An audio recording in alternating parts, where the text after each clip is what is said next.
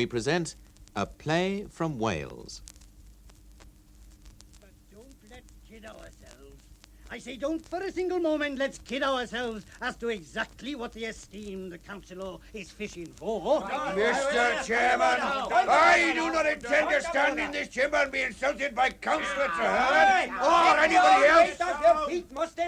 I say we know what he's fishing for. And why? Why do we know? Because he's dangled the same blinking bait before. But for once, I say, we refuse to bite. On a point of order. It's all very well, isn't it? All very well. A fair assessment of the situation, he calls it. He has the nerve to call it. Estimates, he calls it. Aesop fables, more like. Mr. Chairman, A trip to fairyland, more like. I demand that remark is struck from the record. Cordy in Cordland, more like.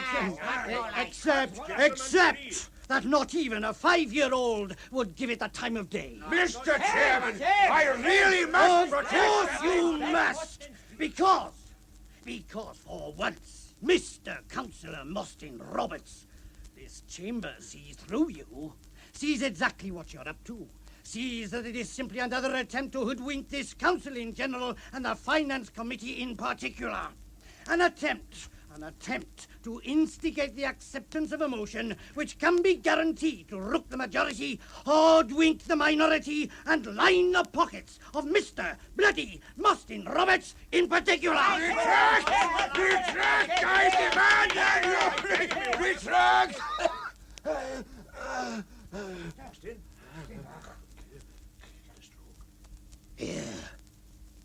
Here, boys. Give him air.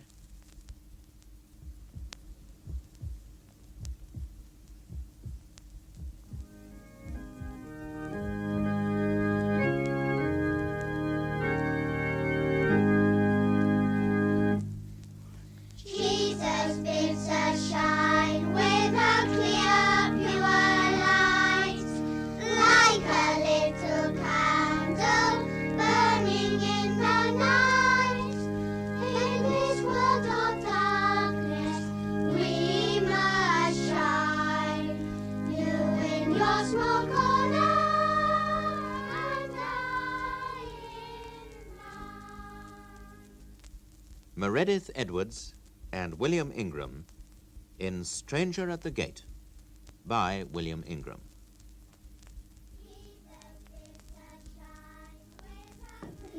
Blast them. Damn and blast them. Was you knocking, Father? Knocking? Oh, no, not me. Must have been the woodworm having a field day. Oh, sorry. I must have been out the back. What doing? Oh, just a breath of air. Now, ease up and I'll do your pillows. Breath of cotton wool in your ears, more like. Or maybe just a case of let the bedridden old devil wait, eh? What did you want then? For you to turn that damn noise off. That's what I wanted. Oh, but it isn't a wireless, Father. Evening service from Bethesda Chapel. Well, we hoped you might hear. Cass just happened to mention to the Reverend it's always been one of your favourites, so he goes and puts it in special. A sort of grand finale. Well, we both thought he was very thoughtful of him. Close the window, girl, for goodness sake. Jesus bids us shine. But you always used to like it. I remember you saying to our So man... let's just say there's been a bit of change in the weather forecast, shall we? Oh, you've hardly touched your tray. No. Of course, it'd be just like the Reverend to come up with a half-baked idea like that. I don't... Oh, with you and Sister Cassie doing your fair share of encouraging, I've no doubt. The Reverend. You can forgive him for being parsimonious, all part of his job. But the man's a parasite and an idiot. 10 years in the mission field, Father. The cannibals couldn't stomach him, so they pass him on to us. 10 years? And couldn't even make the grade as a pot boiler. Aren't you going to look at your get well cards? Read one, you read them all. Bad poetry and false sentiments. Wonder is nobody's got round to printing a die-quick card. They'd make a fortune. There was a lovely bunch of gladioli from Councillor and Mrs. Lewis. Probably the nearest they could get to arum lilies. Oh, Dada, I don't know how you can lie there and say such things. Because they happen to be true, that's why. Get well cards, gladioli. Do you think I don't know what they're really wishing? If wishes were deeds, you'd already be passing the wreaths out of the window. Well, if there's nothing else you want. Sarah, he hasn't come yet. No, not yet. But there's another train at 8. Cass was thinking... Well, when he gets here, no keeping him down there naturally till all hours. Send him straight up, do you hear? Yes, Father. Wait a minute, girl. Well, girl. No, only the doctor. Cass is sending him up. Good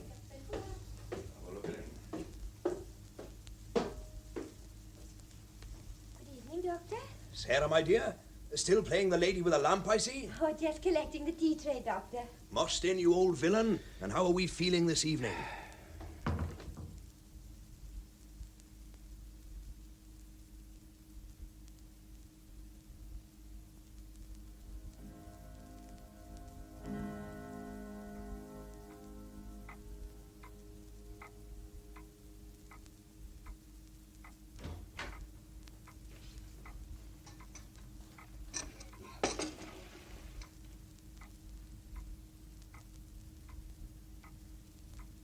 There was a taxi a bit back. Oh? Thought it might have been him. Looked a bit like him, but there was a woman as well. He might have got married. Not likely. But he might. Not likely. Oh, he hardly touched his tea. Probably too busy scheming. I suppose all those pills and medicine affect his appetite. Was he, asking again? What? Was he? Oh, yes. And what did he say? Just asking. Can't think why you bothered traipsing up to the old stick. I told Dada there was another train at 8. And if he's got a hip at the decency, he won't be on it. But... Well... You're just thinking. I mean, with Dada... Well, the way things are... The way things are have got nothing to do with it, you hear? Nothing. No, Cass. Oh, yes, Cass, no, Cass. God, you're as damn soft as what that old stick is. I only meant... I know what you meant, all right. If you had your way, you'd be tearing round this very minute. Cakes in the oven and a bunch of forget-me-nots in his room. It's still your very own little room, Iestyn Bach, just like you left it. All right. But he left it. That's the point. Oh, it was so long. The point, Sarah. So if he thinks rolling up with his tail between his legs is going to get him back his warm corner in this kennel, he's got another thing coming. This tea is still warm. Would you like a cup? Listen while I'm talking to you. Oh, dear, dear. Now, look, Sarah. You don't seem to realise what's behind it all, do you? Maybe you think it's some little game the old stick's playing. Happy families, is it? With a big dollop of the old forgive and forget thrown in. Enemies in life, but reunited at the last. Well, if you think it's as simple as that, you've got another thing coming. Because it doesn't fool me, my girl. And if you got any sense, you won't let it fool you neither. Was that a car? And if you'd use your head, none of this need ever have happened. God knows how he got hold of his address in the first place. But you should never have let the doctor talk you into sending that telegram. But with you not being here, and I know it was what Dada wanted, and the doctor saying it can only be a matter of time now. The doctor's an outsider. What would he know about it, huh? Cures for some things, I dare say. But there's no answer to our problems in that little black bag. Perhaps the telegram never got there. Lost in the post? Or he might decide not to come. I mean, the way things were between Iestyn and Dada when he left... He didn't leave, damn you! He was thrown out, Sarah. Dada threw him out. So, maybe I did. Maybe I did. What did it read? What did it read? Wouldn't mean anything to you if I told you. Now then, make a fist. That's it. Cry, baby. Right. You can roll your sleeve down now. So, you need him back. I don't need anybody. All right. A change of heart, though. You could say that. Why? What are you blathering about? Why? That's what worries me. Worries? Well, intrigues, then. The why, the reason, the motive. For the best part of 20 years, you hadn't so much as mentioned the boy. 18. Wouldn't have his name mentioned under the same roof. Didn't even get round to telling him the time and place of his own mother's funeral. It's none of your damn business.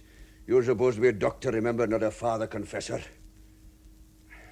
It's just the way things were. Oh, you don't have to tell me how things were. But now, suddenly, I know, a change of heart. So? Well, what would be more natural? Oh, it's natural, all right. Only unnatural thing is that you didn't get round to patching things up years ago. Then why are you going on? Because, to put it quite bluntly, I've never known you capable of a 100% completely natural act in the whole of your life. It implies a certain disregard for the consequences, an area in which I've always found you somewhat lacking. You see, I've known you too long, Mostyn. Known you since you had no backside to your trousers and hauled cold rams up Valdre for a bob a week. We've come a long way. A very long way. I dare say there are some who would reckon a damn sight too far. Oh, I dare say. Councillor Mostyn Roberts, the self-made man, more of the good things in life than he knows what to do with, a bank account that'll leave most of the others standing, a business that can only make things go from better to best, the living proof that anybody can go anywhere, that a nobody can become number one. Oh, no, not anybody. Magnate, magistrate, man of the people, 15 years sterling service as councillor for his ward. 16. 9 of them as chairman of the chamber. 10. OBE, MBE, not to mention his civil defence medal, second class. There's been some talk of a knighthood. I bet there has. A long way. And maybe even further. Oh? Oh, maybe not much further in the practical sense. You wouldn't be making with a bedside manner and sticking blunt needles in my arm 4 times a day if there were much chance of that. But there are other ways, aren't there? Of being remembered, I mean. The deeds men leave behind them? Something like that. There'll be the new wing on your blinking cottage hospital for a kick-off. A boon and a blessing to generations yet unborn. And so it ruddy well should be. If they were making the cement with gold dust, it couldn't get much steeper. A drop in the ocean and worth every penny. Besides, think of all the nice things the bigwigs are going to say about you on dedication day. The Mostyn Roberts orthopedic wing and civic gratitude knowing no bounds. Well, they'll probably chuck in a couple of bonuses. Oh? Why not? Maybe a nameplate on one of those skyscraper blocks on Windy Heights? Or how about an avenue of elms in Cedar Park? I can just see all those precious little poodles spending their pennies and woofing God bless the governor. Try and get some sleep. I'll look back a bit later. Just popping off to grind down a few more needles. Don't bother the girls. I'll find my own way out. The deeds men leave behind.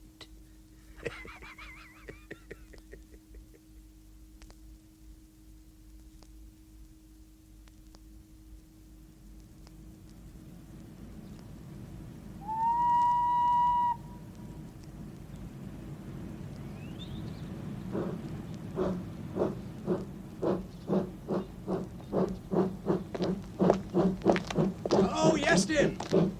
Over here!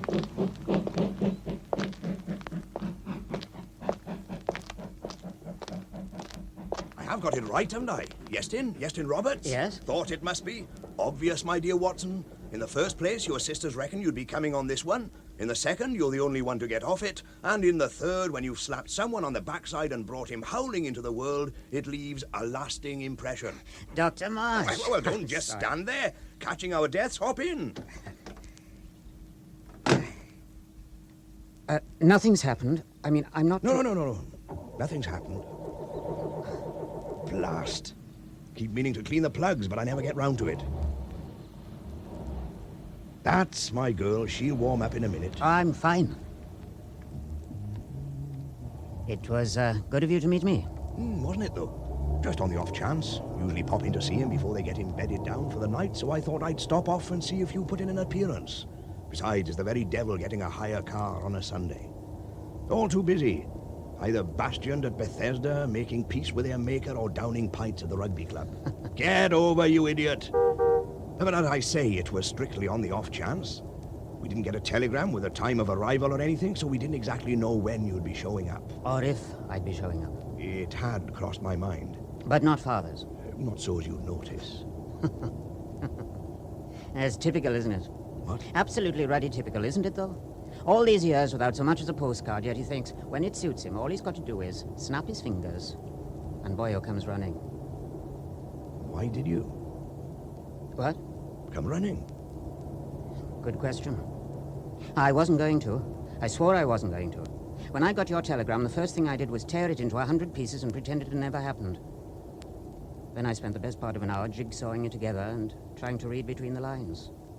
You'd be surprised how difficult it is to arrive at a true picture. Seriously ill. But how bad is serious? Pretty serious. Or just another of his tricks, to get me back, right back under his thumb again. There's no trick. No, I didn't really believe there was somehow. So, how long do you think? Not much longer. Does he know? Oh, I've always maintained that in the final stages, the patient usually has a much better idea than the doctor. But you still haven't answered my question. Why did you come? Heaven only knows. I still can't really believe I have. As far as I was concerned, I thought that particular return ticket had expired a long time ago. Well, not because I give a damn whether he pulls through or not, that's for sure. I've already told you there's no question of that. Well, how could I? I don't think I ever really loved him. Not in the real sense. Did any of us? My mother, perhaps, in the very early days. But we watched that die. You must once have cared. Cared? A kind of caring, perhaps. But caring can become just some kind of habit, can't it? Pretty meaningless compared to the real thing. In any case, he didn't manage to stifle that by the time he got to the final breakup. You're still here, so what is there left? I'm not sure. Curiosity, I suppose. Curiosity and a kind of disbelief. Daft, I know, but the kind of thing one of these white hunters must feel when he lines up some giant thundering bull jumbo in his sights and then pulls the trigger. Watching it fall, seeing all that mass and power and energy, all that threat, become as helpless and threatless as a newborn babe. Oh, yes. Curiosity, certainly. Or I could just be looking for the conventional ending, of course. Couldn't it turn out to be something as corny as that? The full East of Eden, you know that scene right at the end? Beloved kith and kin gathered round the deathbed, confessions and prayers, and forgiveness at the last. Well, why not? Couldn't it turn out to be something as corny and simple as that? Why not? Why not? Except that, deep down inside, I know it's none of these things. Some kind of test, I suppose. Doctor? Doctor? Is that you? Yes? Oh, thank God. Come quickly, will you? Please, come quickly.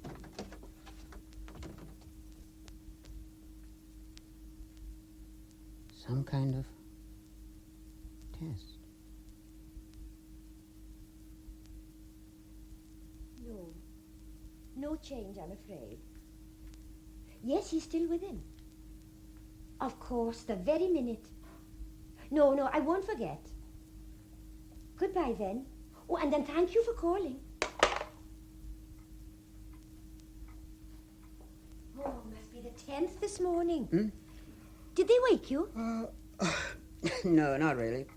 Just dozing a bit. Councillor and Mrs. Treherne. Ah, Cass says we ought to take the thing off the hook. But it seems a bit heartless when people are being so kind. Oh, I nearly forgot. They sent their regards. the chance. Yes. Why not? Well, it's a bit of a turn-up, isn't it? I shouldn't have thought they'd remember me, let alone know I was here. My, you have been away a long time. Well, you know how things are. You've only got to step off the train and the jungle drums start beating. In your case, you were probably a marked man before you even got over the border. Yes, I probably was. Well, only the same as with any other stranger. They mean no harm. Just the old curiosity, I suppose. They haven't enough to fill their own lives with. So they have a very bad habit of spilling over into other people's, Oh, huh? sorry. I didn't mean to go on. Be spouting from Bethesda pulpit next. Just having someone to talk to again, I suppose. Well, you've always had Cass. Oh, yes, I've always had Cass. Oh, that coffee must be cold. Let me hot you up. There. Are you warm enough? Stop cosseting. Not in a draft, are you? No, don't close the door. If they call down, we may not hear. Oh, I suppose you're right, yes. But it's funny not to hear that old stick of his. hammering away up there, all hours of the day and night. Stick?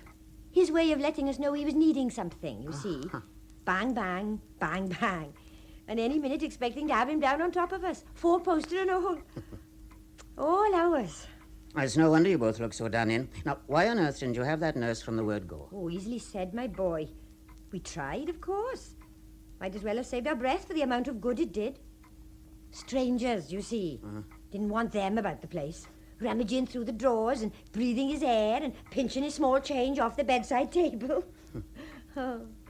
But then, you know what the old mule can be like when he sticks his heels in about something?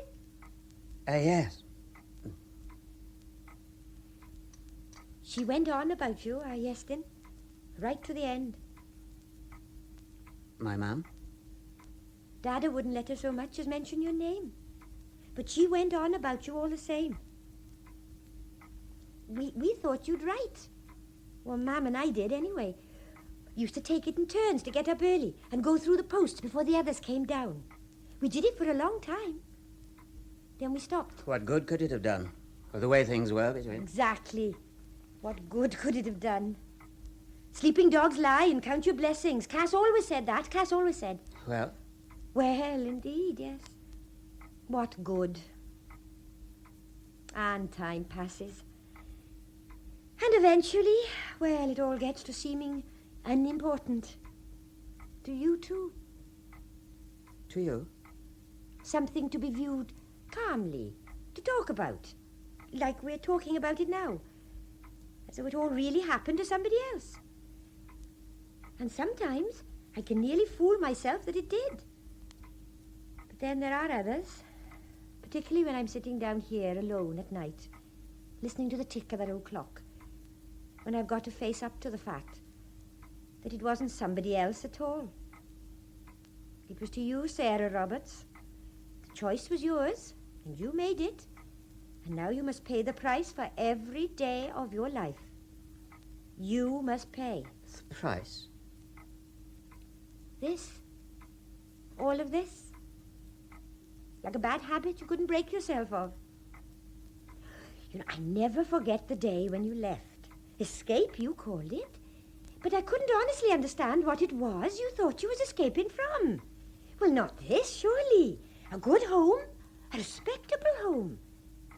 It wasn't until much later I understood the narrowness of it all. I even tried to do something about it. Oh? I answered an advertisement in the Gazette. Oh, pathetic, isn't it? Is it? I can't really remember what it was for now. The only important thing at the time was that it would take me away from home. Bookkeeping or maybe a ledger clerk of some kind, I suppose. I know you had to apply in your best copper plate, and I've always been pretty good at that. What happened, Sarah? I had my hand on the front door when Cass called out from the back. Wash day, of all things, and would I give a hand with a mangle? And without even thinking about it, I put the case down and went. Just habit, you see. And she never even asked why I was got up like a dog's dinner. Well, and there was no point trying to explain, because she already knew. Had known all along. And when we'd finished, the case was back in its old place on top of the wardrobe. And the birthday cards and the ribbons and the photographs all put neatly back in their drawers. It was never mentioned again. Hardly even thought about. Till now? Quite a little coincidence, don't you think? Cass, well, how long have you... Long enough. More than enough. Well, don't look so sheepish, Iestyn Bach. You ought to be congratulating yourself. Not 24 hours back in the hive and you've got the old bees buzzing already. Cass. Oh, yes. Quite the little rebel, Rosa.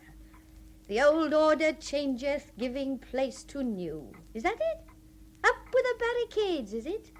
But you might have picked on somebody your own size, or our conscript's coming smaller this year. Look, I don't know what you're talking about. You know damn well what. And don't think you can fool me with that butter wouldn't melt in my mouth look. This is what you've been working for ever since you left and slammed that front door behind you. What have I been working for, Cass? Hedging the bets, don't they call it? Playing it both ways. You know very well Dada isn't going to let you come into anything on your own account, so you reckon you can cut your losses by getting round our Sarah. Not while I'm around to stop you, you won't. Oh, I don't know how. No, you don't. Because as far as Iestyn is concerned, you've never been able to see further than your nose. Why do you think your blue-eyed boy left in the first place, Sarah? Out of consideration for us? Iestyn had his own life to lead. Oh, yeah, he had that. And he grabbed the chance with both hands, knowing damned well that we'd always be stuck keeping the home fires burning. But what about our lives? Do you think there's ever been a single moment in all these years, Sarah, when he stopped to give a thought to that? He gave me no choice, Cass. Oh, none. You made good and sure of that. No choice. Because you deliberately drove him to the point where he had none. But walking out didn't do anything for us, did it, Iestyn? You know, I used to spend hours picturing you tucked away in some little bed-sitter somewhere. Like here, was it? Keep out sign on the door, and our mam forever whispering, don't knock, he might be working.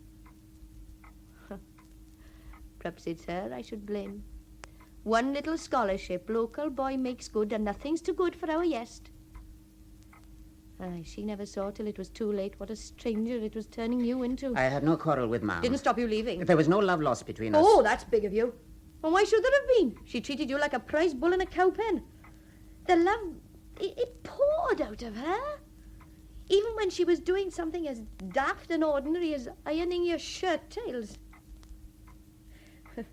No, boyo, you weren't easy to replace. Not even he could manage it completely, whatever he tried to make you think. That room of yours, have you been in it since you got back? No. Well, it's just the same as on the day you left. But not our mam's orders. His. I have to laugh every time I dust the place. I have to. Regular little museum piece. Even do the guided tour if he could ever find anybody interested enough. Go on. He's up there by the hour. Learn to handle those books as though he really knows what's between the covers. He might even swat up the odd title to impress the boys at the next Rotary meeting. Dada can look after himself. All right. Maybe he can and maybe he can't, but there were others. What about Sarah here? Cass. What did you do to her? And what are you still doing? Cass. Poor simple-minded Sarah. After all these years, she's still going on about being thwarted. And from what? That's what I'd like to know, Iestyn. I'd really like to. At least when you left, you had yourself to fall back on. Something that people could recognise as you. And even if they didn't or wouldn't, you could always climb back on your pedestal and pretend you were above it all. But what about her? No, Cass. All right. Go on, answer. Answer for yourself on your own 2 feet. Please. But it's what we've been going on about, isn't it? If I hadn't called you back that day, if you had left as you planned, do you honestly think you'd have lasted 5 minutes? I don't know, Cass. No, you don't, but I do. Because I've had to know, Sarah, for both of us for the past 20 years. I know what you're capable of and what you're not. I know the difference between you against yourself and you against the world.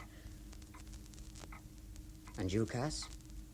We seem to have covered everybody but you. I know what I know.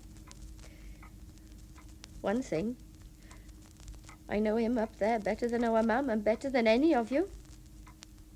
I accept him for what he is, for where he's come from and where he's got to. And maybe I've even got an inkling about what it's cost him to get there. You know? Yes. And it doesn't make me feel angry or cheated or better or worse. Just that bit wiser. Older and wiser. I'm sorry. Oh, yes, Doctor. He's asking for you. Oh, yes, of course. No, Iestyn. He particularly said just Iestyn.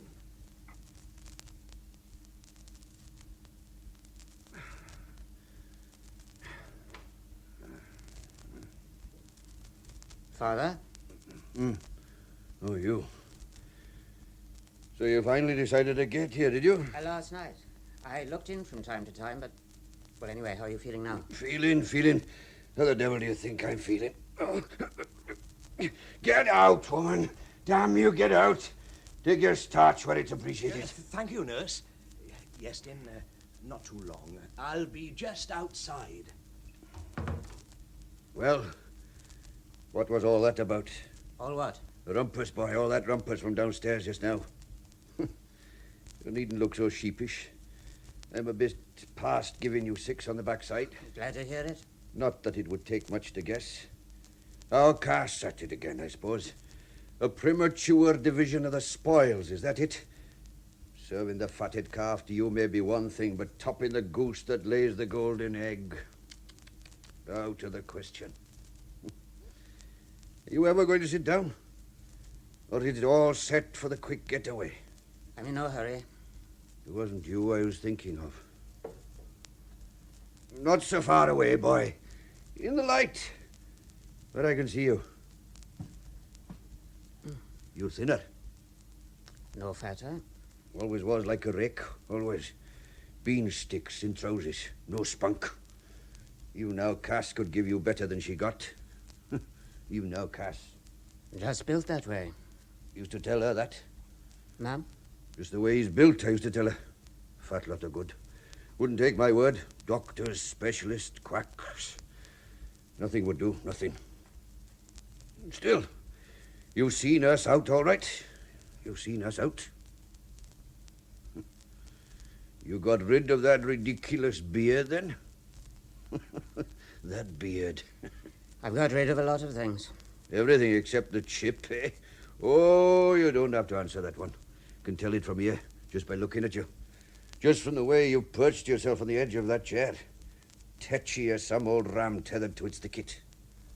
Still carrying his blessed cross to Calvary, except that the cross is proving a bit heavier, the gradient a bit steeper than anything he ever imagined. No, look, Oh, I know. I know. One word more, is it? One word more, and I'll be the other side of that door so fast the old devil won't even be able to manage a dying curse. I know. You shouldn't talk like that. And you shouldn't be so touchy. It's an old man's prerogative. You'll come to it soon enough. But it's not turning out as bad as you thought, is it? Not now you're here. Not now it's happening. Me being vulnerable. That's what you was most afraid of. Especially after last night. It's still there in your eye. The last feeble curses of the dying tyrant. That's what you expected. And you'd have had no answer to that. Just a vague feeling of something between pity and disgust. Oh, you needn't bother to lie. If I'd been in your boots, it's what I would have expected. Matter of fact, after last night's little do, I'm even surprising myself. It's the mind, I suppose. All in the mind. Or maybe just the old habit. Well, when you've been on top all your life, the fact that you're about to peg it shouldn't make no difference, should it? No difference. And that's why you can sit there and take it, you see. You can take it. Because I can take it. Because... Oh, easy now. Easy. Here. Go on. Drink. All right. I'm all right.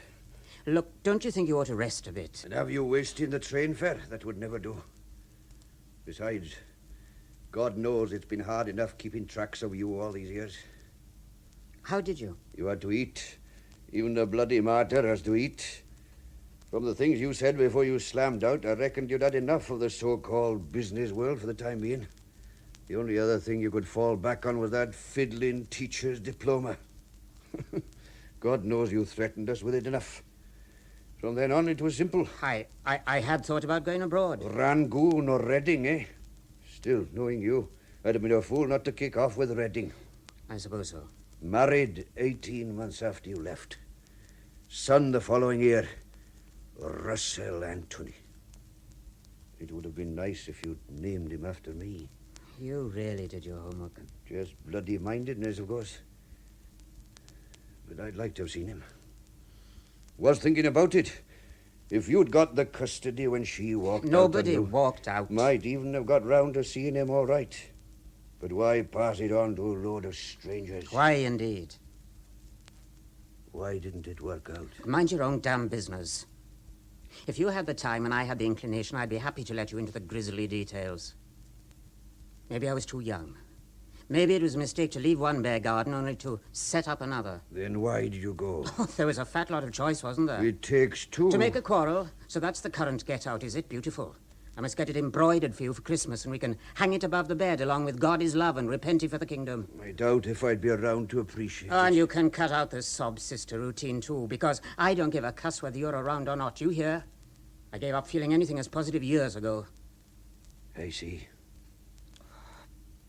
All right. I'm sorry, damn you. I'm sorry. Can I open the window? It's as hot as hell in here. But you still haven't answered my question. Why? You've got to be joking. Oh, not the obvious reasons. The not getting on, the quarrels, the fights, the threats. Because in a way, they're only what old Marsh would call the symptoms, aren't they? It's the cause. The thing inside you I've never been able to understand. Even when I tried. And you needn't smile because I did. Believe it or not, at first I did. Ah, yes. At first. In the beginning. Probably the most beguiling words in the language. Beguiling, full of promise, and as doom-ridden as old boots. Because the simple fact of the matter is simply wanting things to work out, even making allowances, wanting to get on with people, isn't always enough, is it? Oh, you weren't the only one. I found that out since with... Well, let's just say I found it out. The grisly details. Exactly. So what are you left with now? Don't ask me. I'm still trying to find out. But all those years you must have been looking in a particular direction. Not that particular, and more groping than looking. I'd still like to know. Just what I am. Myself, I suppose. It's all really there from the start. At the start. In the beginning, as you say.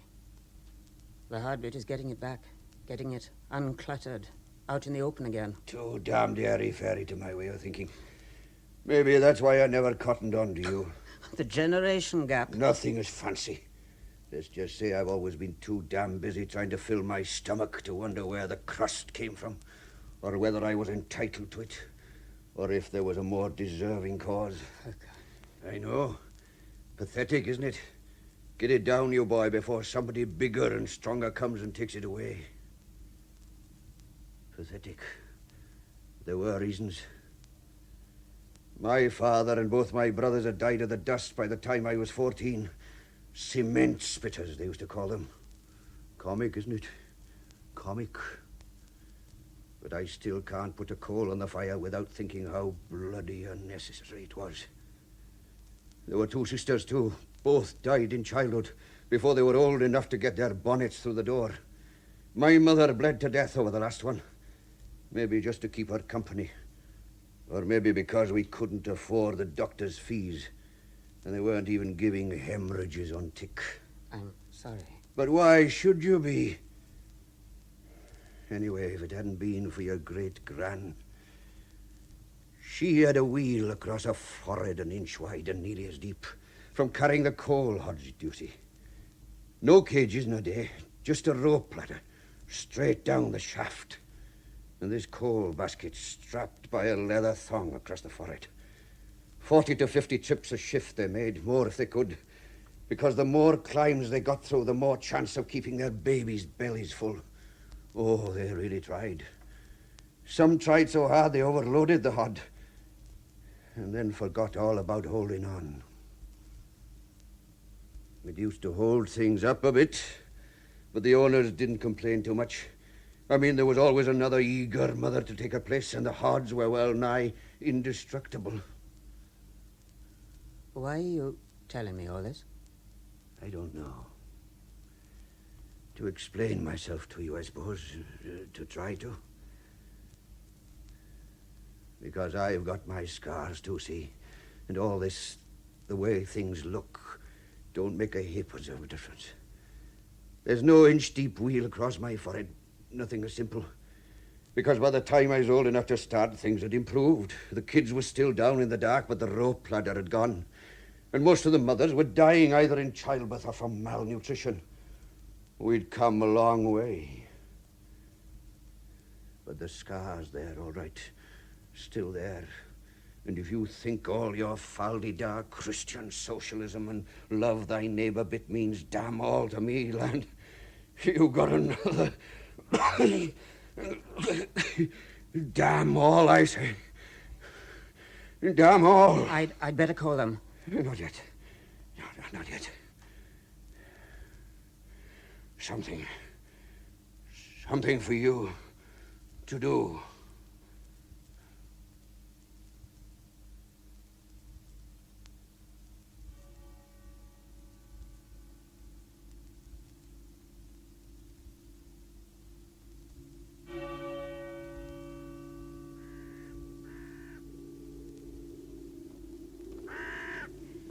Sympathy. Thank you. Sympathy. Thank you. Condolences. Thank you. Condolences. Thank you. Sympathy and condolences. Thank you. Sympathy and condolences. Thank you. Very much.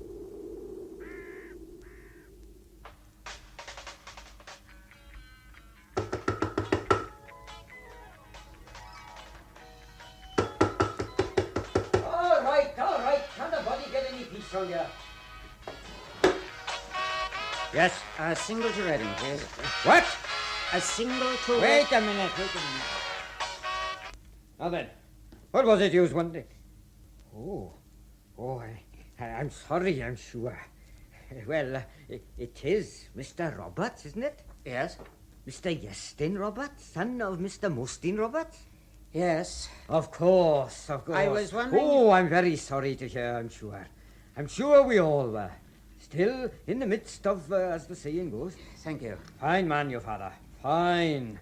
I was wondering... Not that I really knew the gentleman, of course. Well, not really to say that I knew him, if you see what I mean. But a bit of respect costs nothing. That's what I always say. I always say that. My ticket. What? Oh, aye. Oh, ticket. Yes. It was Reading, you said? Yes. Return, of course. No, just the one way. Just one way to Reading? The waiting room is open, is it? Waiting room? Oh, yes, sir. Not any fire there, though. Not much call, you see. Still, you've got a bit of time to kill, too, so seeing as how you're still in your anguish and all, but dead against the rules, of course, why don't you come in? The waiting room will be fine. Yes, sir. Yeah, thank you, sir. Very bloody much, sir.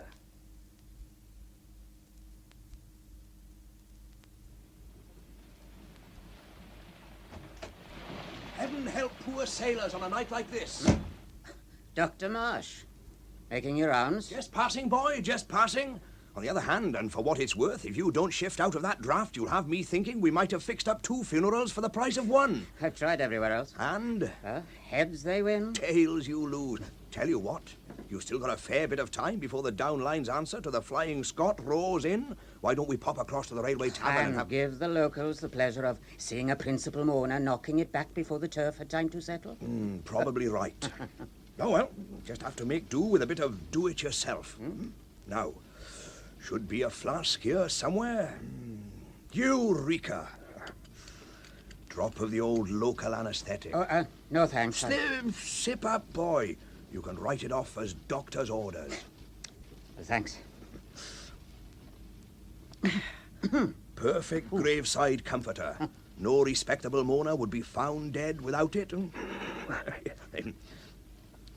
Trick is not to get too near the edge. Remember once it... Still, it's another story. Now, move up a bit, then. Yes. It went well. Oh, yes. Yes. Very well. Like you say. We missed you. At the graveside. I left right after the service. I never did go much for the earth scattering bit. It makes such an obscene clatter, don't you think? Then, of course, it's probably meant to. Took it for granted I'd see you back at the house.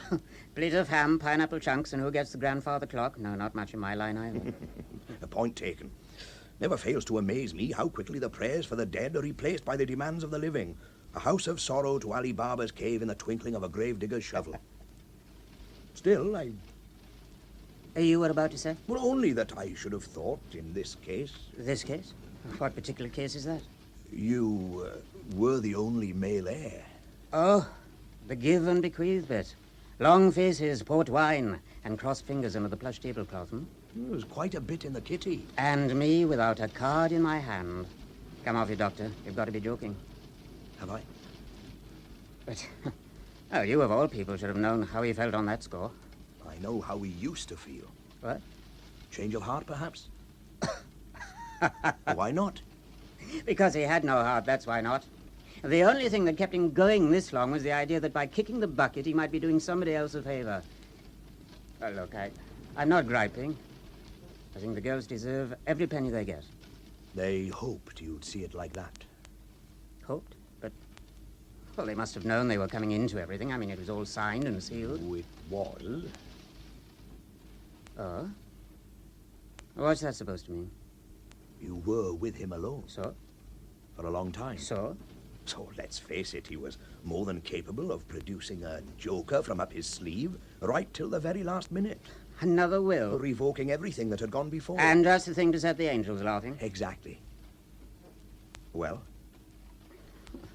Like you say, he was capable. On top of which there was the little matter of the bureau.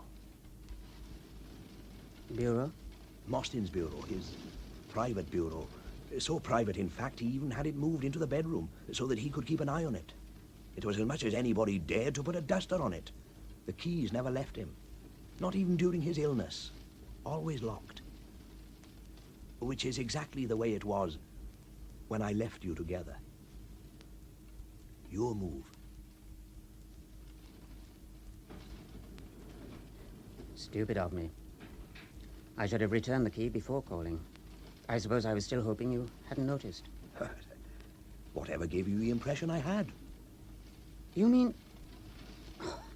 Your talents are wasted, Doctor. We try. All right, there was something. Just before the end, something he wanted me to take care of. Oh, not what you're thinking. No revoking, no last-minute upsets about where the lolly was going, so you could have saved yourself the trouble. You did say there was something. The other half, I suppose you might call it. You got the will. I got the testament bit. Testament? Isn't that what they call it? The bit that happens after all the worldly goods have been disposed of. Sort of declaration of intent. They used to go in for it quite a bit in the old days, along with the deathbed blessing, or curse, as the case may be.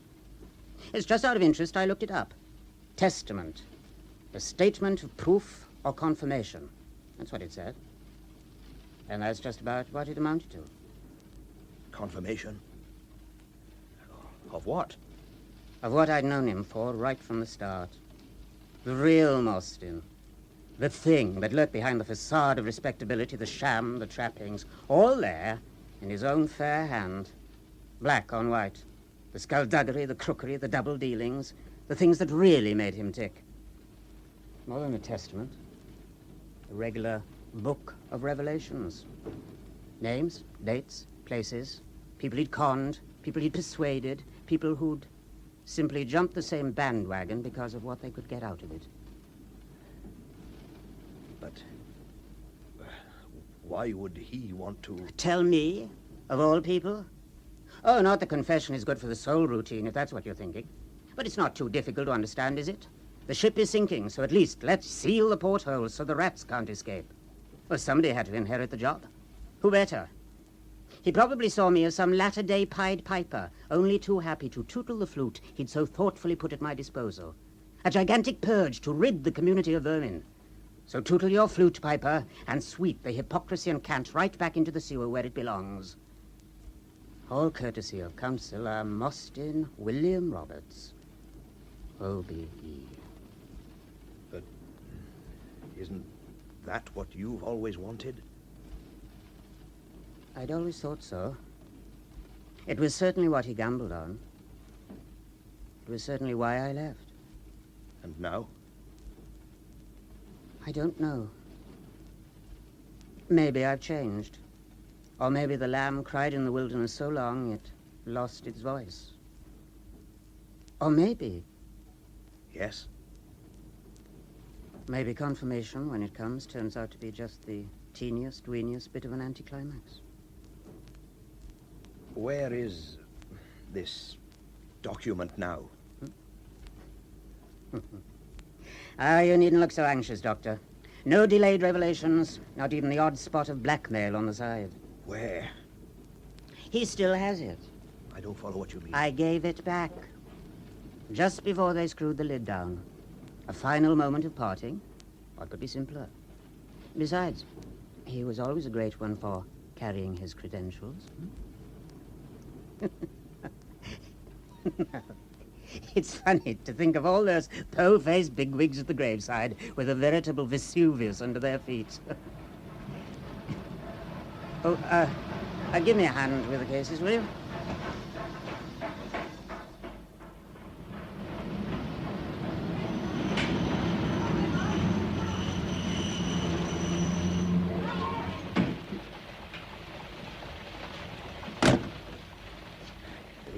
Should be opening the new hospital wing in a couple of weeks. So you were saying? There's to be a bust in the entrance hall. Ah, he'd have liked that. Not much like him. The fact is, they farmed it out to some relative of one of the governors. Nephew, I think. Too much hair. A sort of cross between Lloyd George and Dr. Schweitzer. He'd have liked that even better. Iestyn. What shall I tell Cass? You'll think of something. Besides, do you honestly think it would make any difference?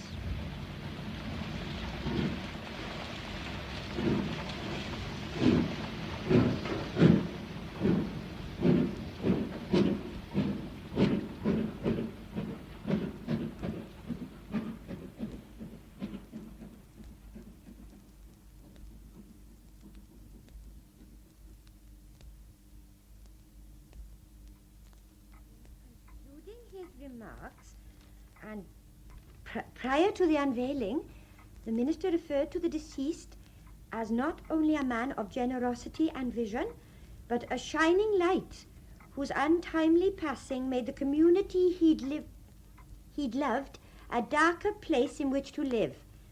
Among those present at the ceremony were Councillor and Mrs. J.R. Davies, Councillor and Mr. place in which to live.